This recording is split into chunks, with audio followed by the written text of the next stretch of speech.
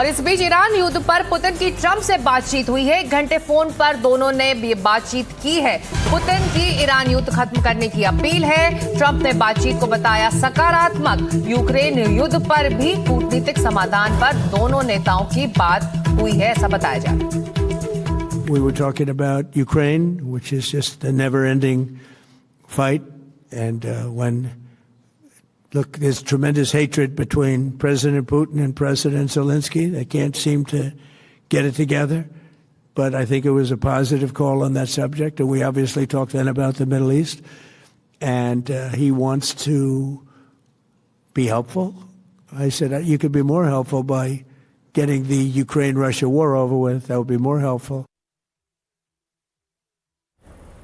और अब हम आपको 2 तस्वीरें दिखा रहे हैं। दोनों नेताओं की बात हुई है। 1 घंटे की ये बातचीत हुई है। पुतिन युद्ध को रोकने के लिए अपील कर रहे हैं। इस दौरान यूक्रेन युद्ध पर भी ट्रंप की पुतिन से बातचीत हुई है। तो युद्ध को रोकने के लिए तमाम पहल इस वक्त होते दिखाई दे रहे हैं। और अब ट्रंप पुतिन की ये 1 घंटे की बातचीत बहुत अहम मानी जा रही है। क्या रूस की अपील पर ट्रंप कोई बड़ा फैसला ले सकते हैं, देखना होगा। लेकिन लगातार हर कोई चाहता है कि युद्ध जो है वे फौरी तौर पर रुके और एक तरह से जो संघर्ष इतने दिनों से चला आ रहा है, 10 दिन से ज्यादा हो चुके हैं संघर्ष के, इस युद्ध के, उस पर रोक लगे। दोनों ही पक्ष इस वक्त बहुत ज्यादा अग्रेसिव हैं, बातचीत की टेबल पर बैठते दिखाई नहीं दे रहे। और ज्यादा जानकारी के साथ न्यूज रूम से जुड़ रहे हैं हमारे सहयोगी राजीव रंजन। चलते सीधे राजीव के पास। राजीव, ये अहम बातचीत बताई जा रही है। 1 घंटे दोनों नेताओं की बात हुई है। लग रहा है कुछ बीच का रास्ता जरूर निकलेगा।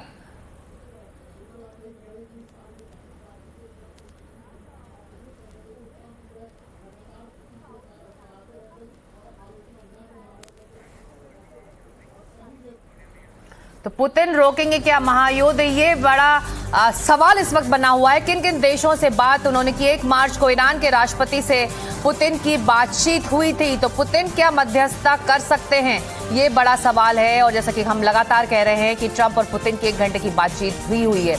तो सबसे पहले 1 मार्च को उन्होंने बात की, हमले पर संवेदना व्यक्त की उन्होंने ईरान के राष्ट्रपति से बातचीत में, और युद्ध रोकने की अपील भी की। तो दोनों पक्षों से पुतिन लगातार बात कर रहे हैं। 2 मार्च को उन्होंने यूएई, कतर, बहरीन के राष्ट्रीय अध्यक्षों से भी बात की और एक तरह से खाड़ी देशों पर हमलों को लेकर ये पूरी बातचीत हुई। सभी राष्ट्रीय अध्यक्षों को साथ लेकर वो चलना चाहते हैं। ईरान के राष्ट्रपति से उन्होंने फिर 6 मार्च को दूसरी बार बात की। ईरान से युद्ध विराम की उन्होंने फिर से 6 मार्च को अपील की। 7 मार्च को ईरान और जीसीसी यानी कि गल्फ कॉरपोरेशन काउंसिल के नेताओं से पुतिन ने फिर संपर्क किया। यानी कि पुतिन लगातार कोशिश कर रहे हैं कि युद्ध का एक कूटनीतिक समाधान हो, और इस पर वो चर्चा लगातार कर रहे हैं। और जो भी स्टेक होल्डर्स हैं उन तक वो पहुंचने की कोशिश कर रहे हैं। तो 7 मार्च को ईरान और जीसीसी के नेताओं से उन्होंने बात की। 9 मार्च को उन्होंने फिर अमेरिकी राष्ट्रपति डोनाल्ड ट्रंप से बात की। ईरान युद्ध खत्म करने की उन्होंने डोनाल्ड ट्रंप से अपील की।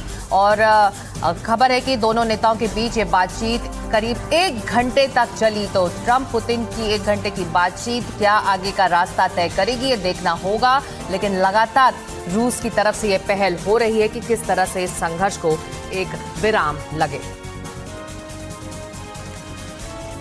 तो युद्ध रोकने की कोशिश के बीच डोनाल्ड ट्रंप के एक बयान से भी ये संकेत मिले हैं कि युद्ध का सीन बदल सकता है। ट्रंप ने अपने हालिया बयान में कहा है कि युद्ध का अंत बहुत निकट है। उनके पास कुछ भी था वो सब खत्म हो चुका है। जो कुछ भी था वो खत्म हो चुका है। यानी कि ईरान के पास जो कुछ भी था खत्म हो चुका है। उनका नेतृत्व भी, उनके 2 लेवल का नेतृत्व खत्म कर चुके हैं यूएस और इजराइल। अब वो जिस नेतृत्व की बात कर रहे हैं उन्हें कोई जानता तक नहीं है। Everything they have is gone, including their leadership. In fact, there are 2 levels of leadership, and even actually, as it turns out, more than that. But 2 levels of leadership are gone. Most people have never even heard about the leaders that they're talking about. So it's obviously been very, very powerful, very effective. और रूस ने युद्ध विराम को लेकर Iran से भी appeal की है। ईरान के मंत्री ने इस बात की पुष्टि कर दी है। ईरान से कई देशों ने किया है संपर्क। फ्रांस ने भी सीज फायर की पहल की है।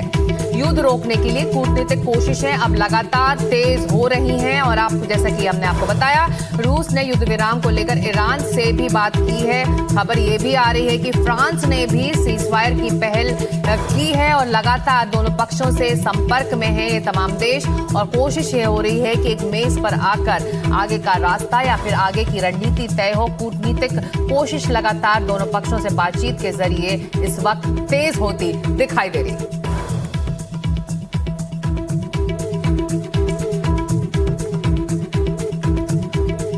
सीज फायर और कूटनीतिक कोशिशें लगातार तेज हो रही है। एक बार फिर चलते हैं हमारे सहयोगी राजीव रंजन के पास, जो इस वक्त न्यूज रूम से जुड़ रहे हैं। राजीव, देखिए, दोनों ओर से कोशिश हो रही है, ईरान की ओर से भी कोशिश हो रही है कह सकते हैं, और वहीं ट्रंप की ओर से कोशिश हो रही है। अब कोशिश ये हो रही है कि किसी तरह एक सेफ पैसेज मिले।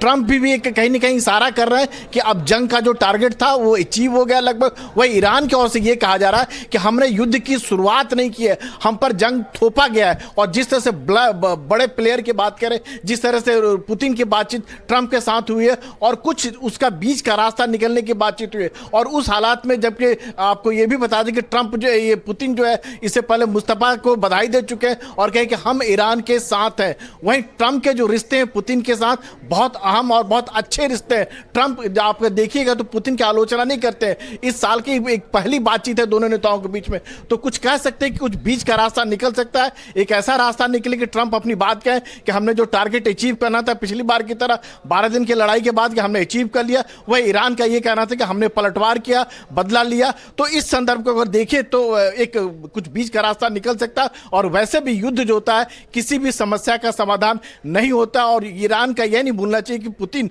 यानी रूस जो है एक सामरिक साझेदार है। अगर ग्राफिक के जरिए समझे कि पुतिन लगातार कोशिश कर रहे हैं, किन किन देशों से अगर बातचीत करते हैं, 1 मार्च को ईरान के राष्ट्रपति से पुतिन की बातचीत होती है, काफी अहम बातचीत होती है। और उसके बाद लगातार और हमले पर जो है संवेदना व्यक्त करते हैं कि और युद्ध रोकने की अपील करते हैं। वो लगातार पुतिन इस तरह से कोशिश कर रहे हैं कि युद्ध ना हो, और युद्ध से किसी भी समस्या का समाधान नहीं होता है। वहीं 2 मार्च को यूएई, कतर, बहरीन के राष्ट्राध्यक्षों से बातचीत करते हैं पुतिन। तो पुतिन की लगातार कोशिश है किस तरह से एक जंग जो है, जो ईगो की लड़ाई बन चुकी है आज की तारीख में, कोई भी पक्ष झुकने को नहीं तैयार है, कुछ बीच का रास्ता निकले। खाड़ी क्षेत्रों पर हमले को लेकर वो लगातार बातचीत कर रहे हैं। उनकी कोशिश है और उनकी जो प्रयास है कि किसी तरह कुछ रास्ता निकले, दोनों पक्ष जो है कुछ समाधान निकले। और 6 मार्च को अगर देखिए तो ईरान के राष्ट्रपति से फिर दोबारा वो बातचीत करते हैं कि कुछ आप जो है कुछ रास्ता निकले। और दोनों की ओर से जो लड़ाई, जिस तरह से मिसाइल और ड्रोन दागे जा रहे हैं, इससे दोनों पक्षों का नुकसान हो रहा है, किसी एक पक्ष का नुकसान नहीं हो रहा है। ऐसा भी नहीं कि अमेरिका और इजराइल के हमले में केवल ईरान का नुकसान हो रहा है। ईरान जिस तरह से पलटवार कर रहा है खाड़ी देशों में, जो अमेरिका के सैन्य ठिकाने, वहां भी तबाही हो रहा है, नुकसान हो रहा है। और 7 मार्च को देखें तो पुतिन जो है ईरान प्लस जो गल्फ कंट्री के देश हैं उन नेताओं से संपर्क करते हैं, उनसे बातचीत करते हैं कि ताकि युद्ध के जो कूटनीतिक समाधान पर चर्चा करते हैं कि आखिर अगर लड़ाई को रोकनी है तो किस तरह रोका जाएगा। और 9 मार्च की बात करें तो अमेरिकी राष्ट्रपति ट्रंप से बातचीत करते हैं। हालांकि अमेरिकी राष्ट्रपति ट्रंप से जो उनकी बातचीत होती है वो ज्यादातर जो है यूक्रेन और रूस की लड़ाई को लेकर होती है, लेकिन यहां पर वो इच्छा ये भी जताते हैं कि किसी तरह जो खाड़ी में जो लड़ाई चल रही है उस पर रुके। और ट्रंप ये इस बाद में यह भी कहते हैं, ट्रंप का यह भी कहना होता है कि बातचीत सकारात्मक रहे। तो पुतिन जो है लगातार कोशिश कर रहे हैं कि जंग समाप्ति हो। Over to studio. शुक्रिया राजीव। तो लगातार पुतिन एक तरह से पहल कर रहे हैं कि किस तरह से रणनीतिक तौर पर, कूटनीतिक तौर पर इस संघर्ष को विराम लगे। इस बीच ईरान, इजराइल, अमेरिका युद्ध पर चीन ने चिंता जताई है और कहा है कि वो मिडिल ईस्ट में शांति और स्थिरता बनाए रखने में एक सकारात्मक भूमिका निभाएगा। चीन ने सीज फायर की अपील की है। चीन के विदेश मंत्री वांग यी ने बहरीन और कुवैत के विदेश मंत्रियों से भी बात की है। तो रूस के बाद अब चीन भी लगातार पहल कर रहा है कि किस तरह से मिडिल ईस्ट में जो हालात इस वक्त बन रहे हैं वहां पर वापस शांति और स्थिरता लौटे। जाहिर तौर पर इस संघर्ष ने पूरे तेल बाजार को, तेल की सप्लाई चेन को दुनिया भर के देशों के लिए एक बड़ी चिंता का सबब बना दिया है। और अब खबर आ रही है कि चीन के विदेश मंत्री वांग यी ने बहरीन और कुवैत के विदेश मंत्रियों से इस मामले में बात भी की है।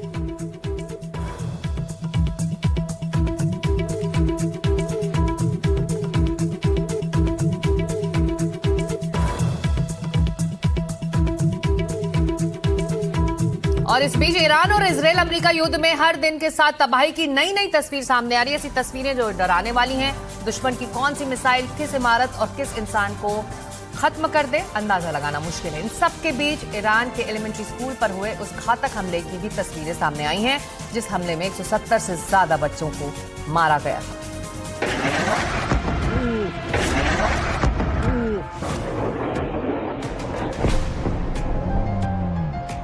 एक झटके में मासूम बच्चे युद्ध की भेंट चढ़ गए।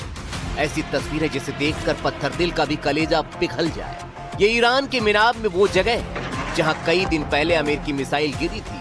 मिसाइल तो उस दिन गिरी थी, लेकिन उसकी डरा देने वाली तस्वीरें अब सामने आई। हालांकि अमेरिका सीधे तौर पर इस हमले से अभी भी इनकार कर रहा है, लेकिन सच यही है कि मिसाइल यहां गिरी और उसकी चपेट में आकर 170 से ज्यादा बच्चे मारे गए और तमाम अभी दिखाए।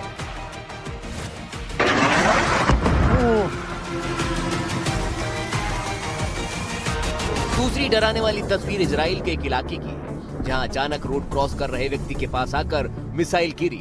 उसके मलबे की चपेट में आकर वो व्यक्ति वहीं गिर गया। ईरान से लेकर इजराइल में इसी तरह के धमाके इस समय आम हैं, जो डरा रहे हैं। अब इसे इजराइल का जवाब समझिए या तय कार्रवाई, जिसमें ईरान के होर्मुज़गान प्रांत के बंदर लेंगले बंदरगाह पर एक ईरानी जहाज पर हमला दिखाया गया है।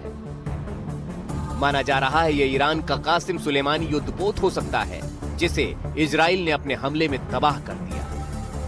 अगली तस्वीर इजराइल के बनेई बराक की है, जहां अचानक सड़क पर मिसाइल गिरने से हाहाकार मच गया। वो हमला जो कैमरे में कैद हो गया, जिसे जिसने भी देखा उसकी रूह कांप गई।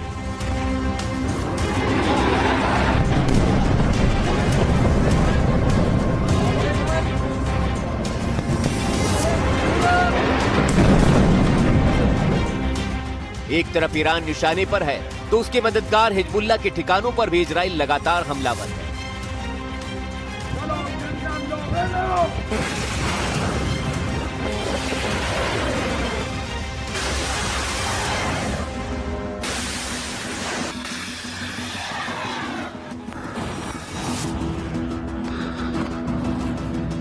वही ईरान भी अपने दुश्मनों के खिलाफ मिसाइल के घातक वार पर वार कर रहा है। वो बता रहा है कि जितने हमले होंगे उतने ही घातक ड्रोन वाले पलटवार भी होंगे। तो दूसरी तरफ वो लगातार मिसाइल के भी मुंह खोल रहा है।